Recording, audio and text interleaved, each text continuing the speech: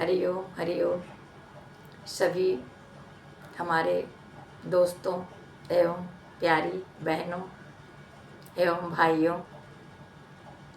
आज हम सभी के समक्ष एक सत्य घटना पर आधारित एक बेटी की दुख भरी कहानी प्रस्तुत करना चाह रहे हैं। ये कहानी नहीं है, ये सत्य कहानी है, आँखों देखी कहानी है। पर कहानी के माध्यम से हम आप सब तक पहुंचा रहे हैं, पहुंचाना चाहते हैं, बताना चाहते हैं। आप सबको कैसी लगी ज़रूर बताना कमेंट करके, और अच्छी लगे तो मित्रों में शेयर करना। और हमारे चैनल को, सत्संग की महिमा हमारा चैनल है, जिसको सब्सक्राइब करना।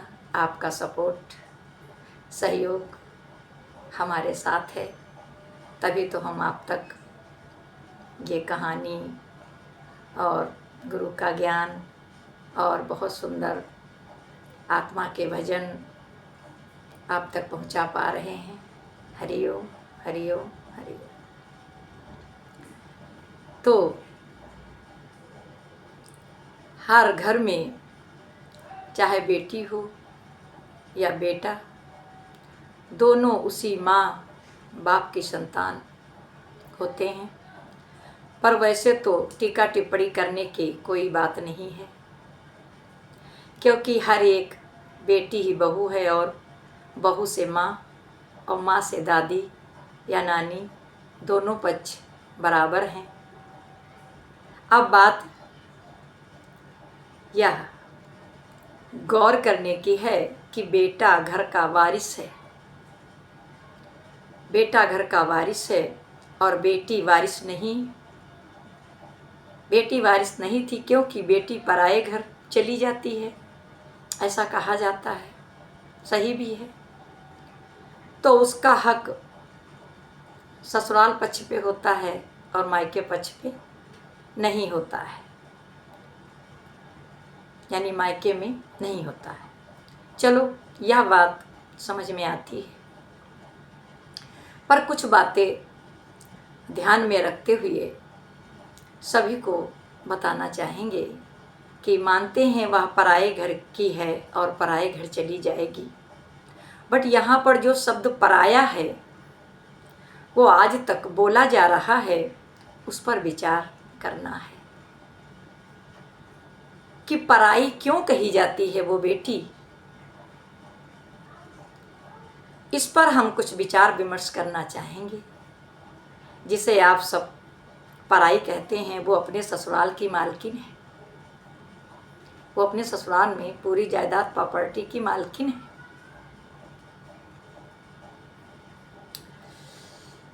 वो सब चीज़ पे, सब चीज़ का उसका अधिकार है, तो वो पराई क्यों?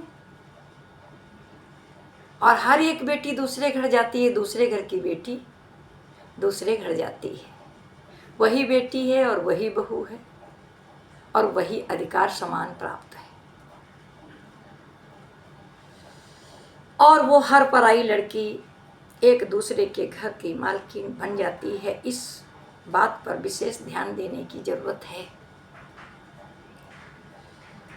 वो अब पराई नहीं है। बहुत पहले से लोग कहते चले आ रहे हैं वो पराई है, पराए घर जाएगी। पराए घर क्यों जाएगी? वो अपने घर आई है और वो अपने घर की मालकिन है।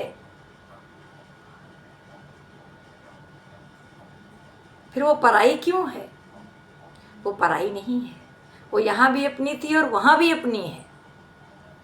ये सोच बदलनी है, ये सोच बदलनी है। तो अब यहाँ पर टीका टिप्पणी करने का सवाल उठता है, टीका टिप्पणी करने का सवाल उठता है।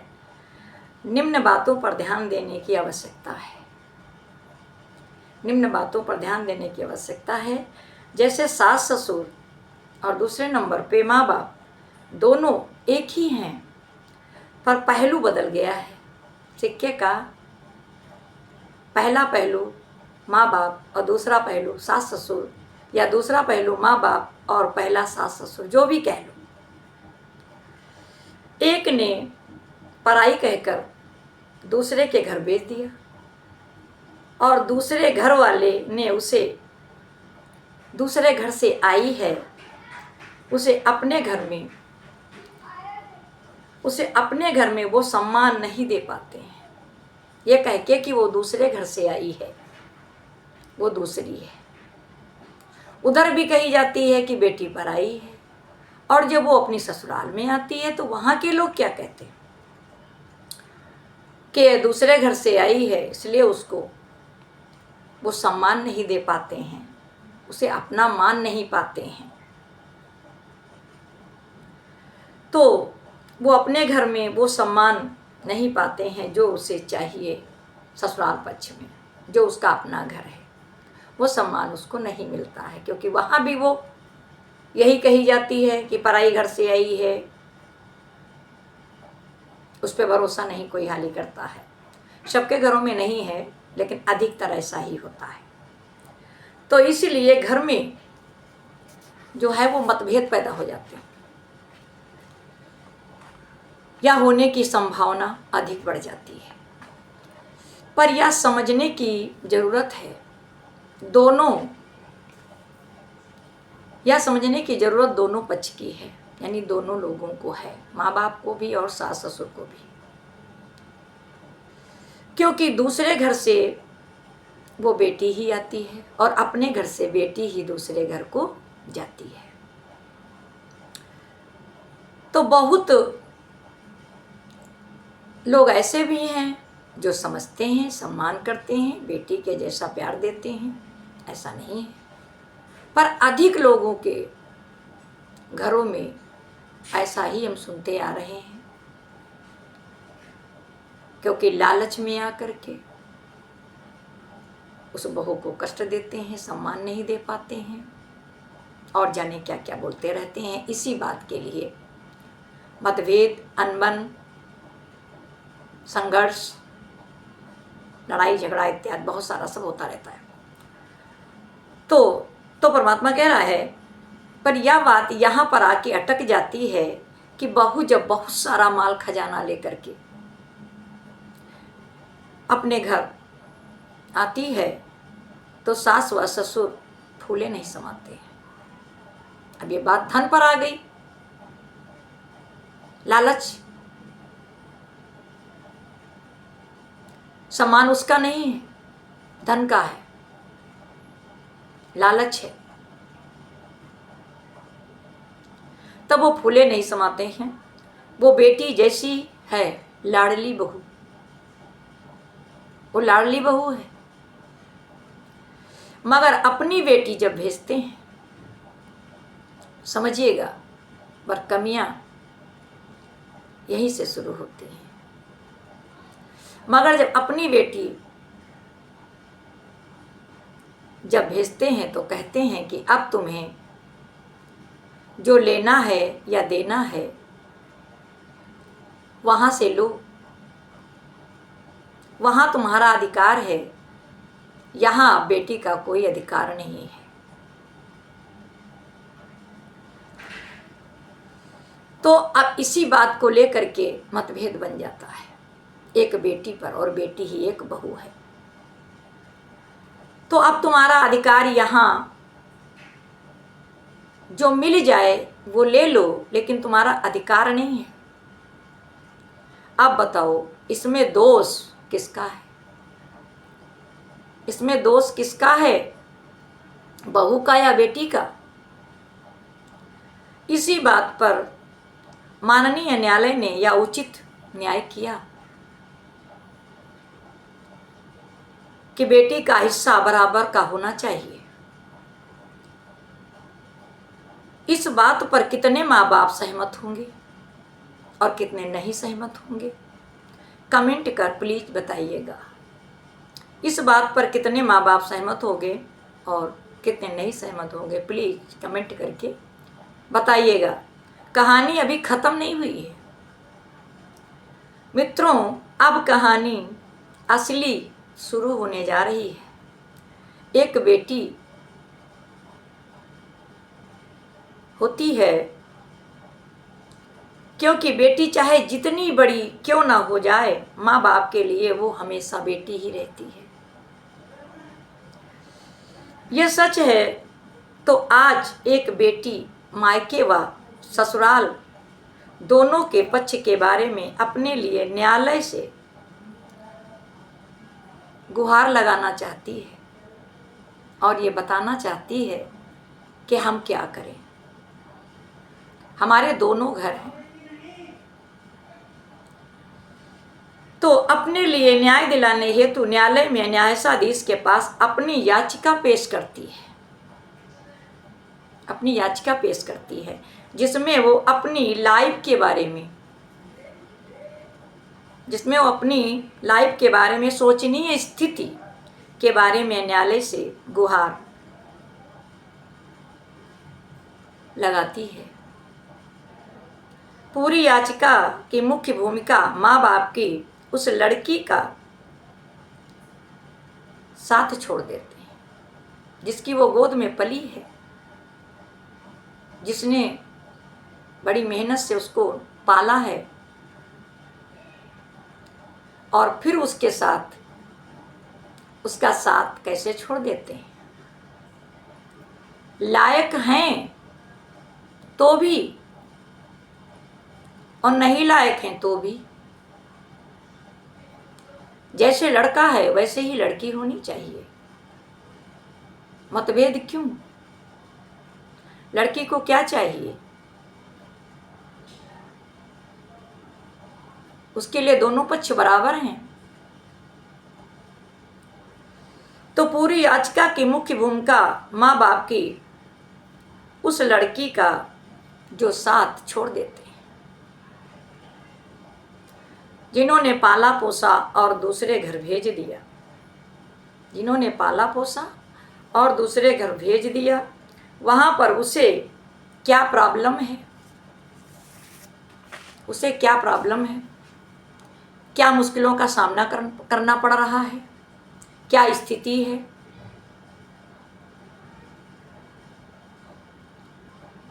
देखने का, विचारने का। ऐसा नहीं है कि उसके साथ क्या हो रहा है। अगर उसके घर वाले उसे एक्सेप्ट नहीं अभी कर पा रहे हैं तो माँ बाप तो ऐसे नहीं हो सकते हैं ना। लेकिन ज़्यादातर घरों का हाल हमने ये देखा है कि अगर उन बेटियों के वो मायके में आती हैं और उनके बच्चे भी छोटे होते हैं तो साथ में लेके आती हैं, बड़े होते हैं तो वो नहीं लाती हैं, लेकिन छोटे होते हैं जब तक वो लेके आती हैं।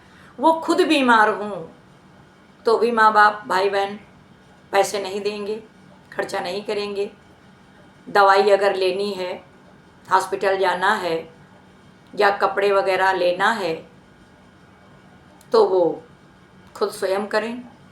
उनके पास पैसा हो या वो ससुराल से लाएं, या ससुराल वाले नहीं दे रहे हैं। बहुत घरों में ससुराल वाले नहीं देते, कह देते अब तुम माँ जा रही है, तुम अपने माँ के यहाँ जा रही है तो माँ खर्चा उठाएगी, बाप खर्चा उठाएगा। और उठाना भी चाहिए, क्यों नहीं उठाना चाहिए? उसका अधिकार है। तिथि त्योहार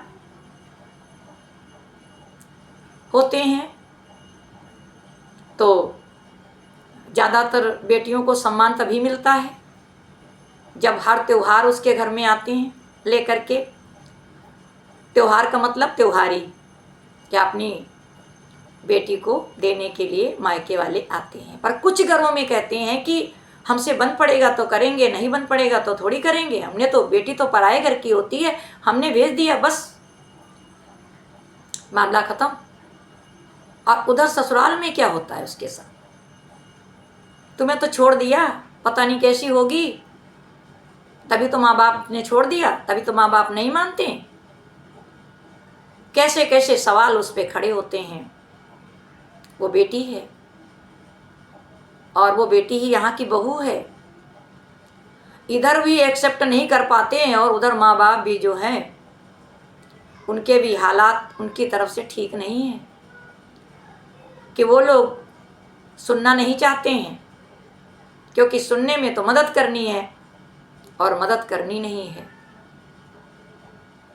तो बात विचारणीय है और विचार करने की ज़रूरत है। तो फिर माँ बाप को उससे कोई मतलब नहीं रहता है, कहते हैं तो बेटी पराई है। उधार ससुराल पक्ष वाले ताने परताने उलाहने सुनते सुनते कान पक गए। सत्य घटना है ना, कहानी नहीं है। हम कहानी के माध्यम से बताना चाह रहे हैं। तो कान पक जाते हैं सुनते सुनते उलाहने। जब तुम्हारा माँ बाप नहीं है, वो हेल्प नहीं करता है, तो यहाँ तुम्हारा क्या कोई ठेका ले रखा है?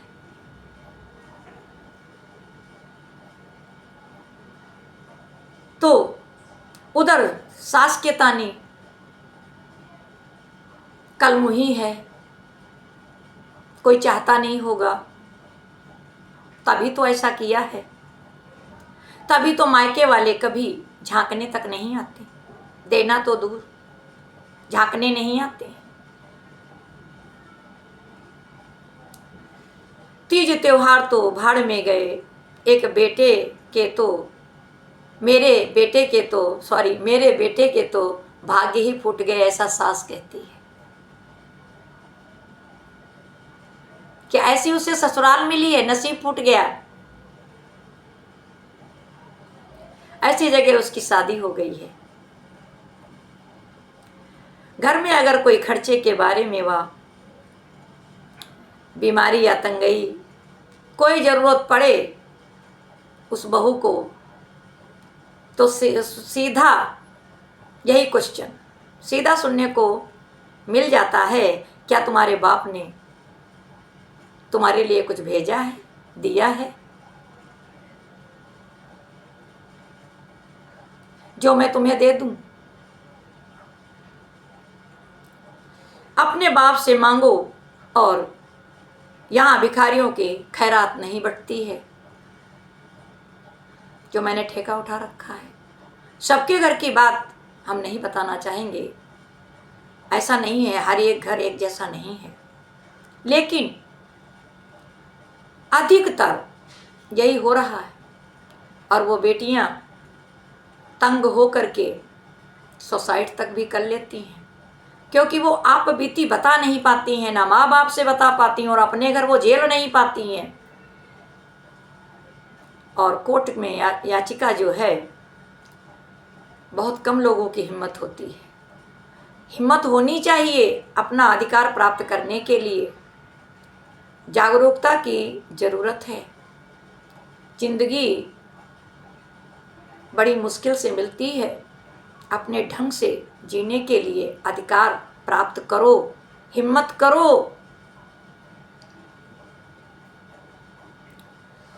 तो परमात्मा फिर आगे क्या कह रहा है कि भिखारियों की तरह यहाँ खैरात नहीं बटती है, और पति भी जो है वो भी क्या बोले, वो भी उनके सहारे है, उनके अधीन है। तो पति भी माँ बाप पर निर्भर है, वो भी चाह कर भी बोल नहीं सकता। सब कुछ झेलना किसको पड़ रहा है? बेटी को या बहू को? दोनों के एक ही नाम है, एक बेटी एक बहू। दूसरे घर में बहू, अपने घर में बेटी। इस घर की बेटी उस घर में गई, उस घर से बेटी इस घर में आई। दोनों को समझना है, दोनों माँ बाप हैं, दोनों सास ससुर हैं, लेकिन ये झेलना किसको पड़ रहा है? एक बेटी को, बेटी को। तो यह सब कुछ जानते हुए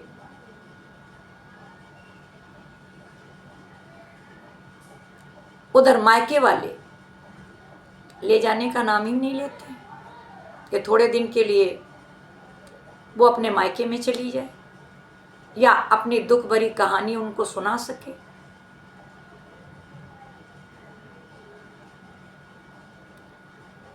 तो ये कहकर खर्चा कौन उठाएगा, इसलिए माँ बाप भी उनको नहीं ले जाते। ये खर्चा कौन उठाएगा। तो सबको जन्म दिया ये भूल गए, लालन पालन किया ये भूल गए, वो बेटी मेरी है ये भूल गए। तभी तो कहते हैं कि बेटी पराई है,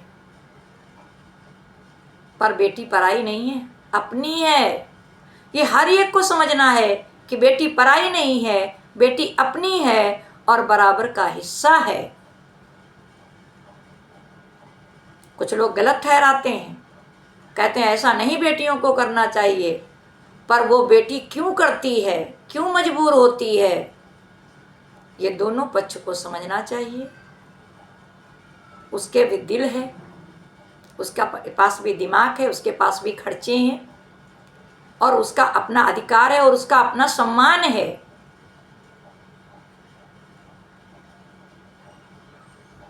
समझने की जरूरत है। तो फिर उस बेटी ने न्यायालय में याचिका अपनी पेश की और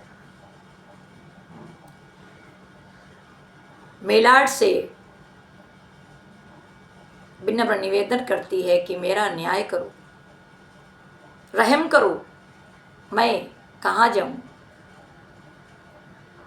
मुझे अपना अधिकार चाहिए, मुझे अपना सम्मान चाहिए। इधर न्यायालय में याचिका